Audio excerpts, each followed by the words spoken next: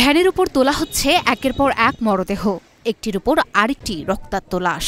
মাথায় হেলমেট, বুকে ভেস্ট পরিহিত কয়েকজন পুলিশ সদস্য ব্যস্ত এই কাজে। মরদেহগুলো ঢেকে দেওয়া হলো ময়লা চাদর আর রাস্তার পাশের ব্যানারে। চাদর আর ব্যানারের আড়াল থেকে দেখা যাচ্ছে হাত, পা, মাথা। এমন বিভৎস ও লোমহর্ষক ঘটনার একটি ভিডিও ক্লিপ ছড়িয়ে পড়েছে সামাজিক যোগাযোগ মাধ্যমে। অনুসন্ধানে জানা যায়, নির্মম এই ঘটনাটি ঘটেছে সাভারের আশুলিয়ায়। গন্ডগোলের পরে সন্ধ্যার পরে এসে দেখি থানার ভিতরে আগুন জ্বলতেছে, আর এই ওভারব্রিজে দুইজন পুলিশ মেয়েরা টানায় রাখছে। ভিডিওটা এই জায়গায় এখানে আমরা তো তখন ভেতরে ছিলাম, তো গুলি তো ঝড়ের মতো একবারে গুলি হয়েছে বাতাসের মতো। এখন ভেতরে তো ভয়ে তার মনে ভেতরে আছি, কাক কোথায় কখন লেগে যায়, আমাদের দোকানপাট বন্ধ ছিল। ভিডিওতে দেখা যাওয়া হেলমেট পরিহিত পুলিশ সদস্যদের একজন ঢাকা উত্তরের গোয়েন্দা পুলিশের তদন্ত কর্মকর্তা আরাফাত হোসেন।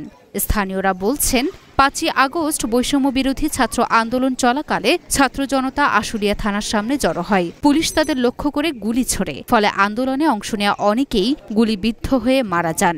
পুলিশ নিহতদের একটি ভ্যানে করে অন্য স্থানে নিয়ে যায়। এমনকি পুলিশের একটি গাড়িতে কয়েকজনকে আগুনে পুড়িয়ে হত্যা করা হয়। আমার দোকান বন্ধ ছিল, পরে ৬ তারিখে সকালবেলা এসে এখানে দেখি একটা গাড়ির ভিতরে ওই কয়টা লাশ ছিল। এরপরে লাশটা কোন জায়গায় নিয়ে গেছে, তারপর আর দেখিনি। কি গাড়ি গেছিল? পুলিশের গাড়ি। অনেকজনে বলে যে ৯টা ৬টা, আসলে গুনি নাই যে কয়টা। ৫ তারিখে আনা হয়েছিল, ৬ তারিখে আপনার দোকান সকালবেলা দোকান বন্ধ ছিল। সকালবেলা বাসা থেকে আসি, মানে লোকজনের কাছে শুনলাম ৬ তারিখে আমি সকালবেলায় আসি। গাড়ি পুরানো, গাড়ির ভিতরে লাশ।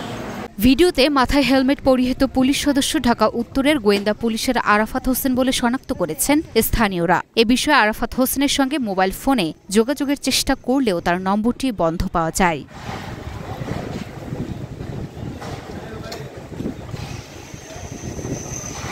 Luna Afroz, Dhaka post.